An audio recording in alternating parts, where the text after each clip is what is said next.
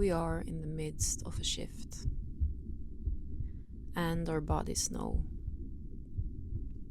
It is as if something is dissolving, not only in the systems around us, but in the very fabric that binds us to one another, the way we relate, what we long for, what we believe we need in order to feel safe. Something that once felt natural has started to feel constricting. And at the same time, something else begins to whisper. Something new stirs beneath the surface. We may not yet have words for it, but we feel it. We are on the edge of leaving an entire era behind, the cross of planning. A background frequency that has carried us for over 400 years, built on the idea that together we can create something lasting, a society, a structure, a future. It has been a time of contracts and exchange. I will do this for you if you do this for me.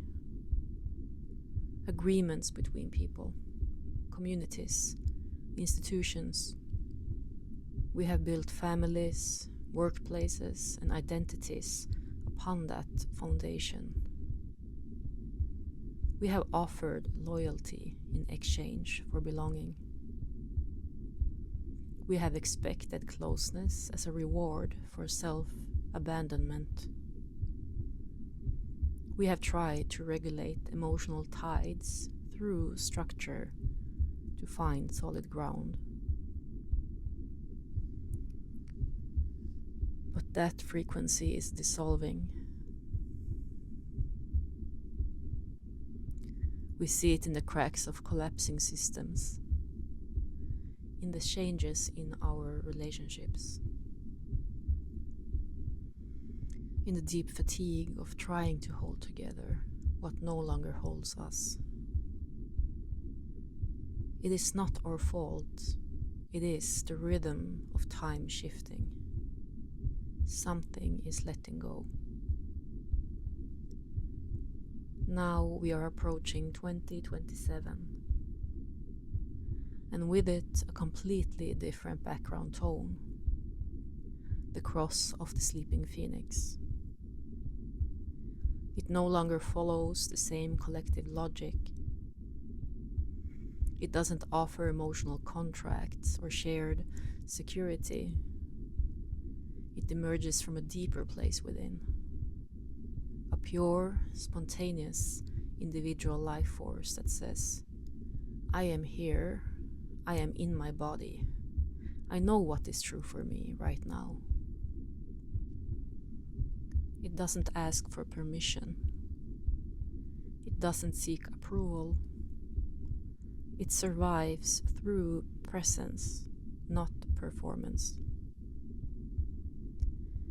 This is not coldness. This is not self-obsession. It is the kind of presence that needs no justification. A time where we feel what is true, instead of thinking our way through it. A life that moves through the body, not through guilt or loyalty. Still, most of us were shaped by the old. We were taught to hold things together, even when they began to fall apart.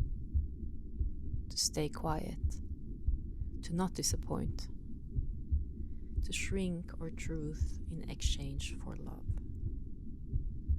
And now we are being called into something else. To stand in our own frequency, even when nothing is certain. To feel our yes and no in real time, even when they disrupt the roles we once played. To stop betraying ourselves to maintain an illusion of safety.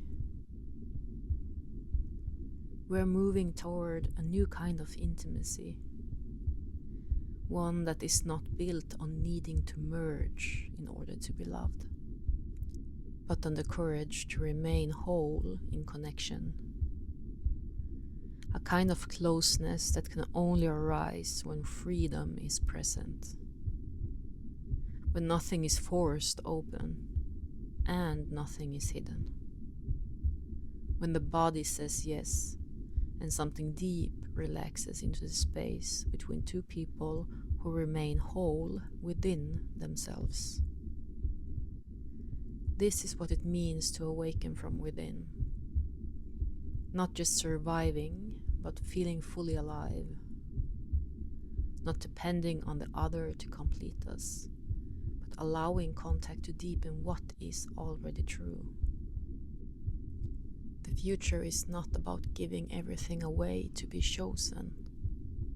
It is about being so rooted in your own fire that only what resonates can come close. It is a return to what has always been there beneath the surface. Quiet, alive, waiting. Not something to strive for, but something to come home to. And maybe that is what makes this moment so quietly powerful. That we get to be here now, in the in-between, in the unraveling, between what is ending and what is just beginning to breathe. Between what we once called safe and what we are now remembering is true.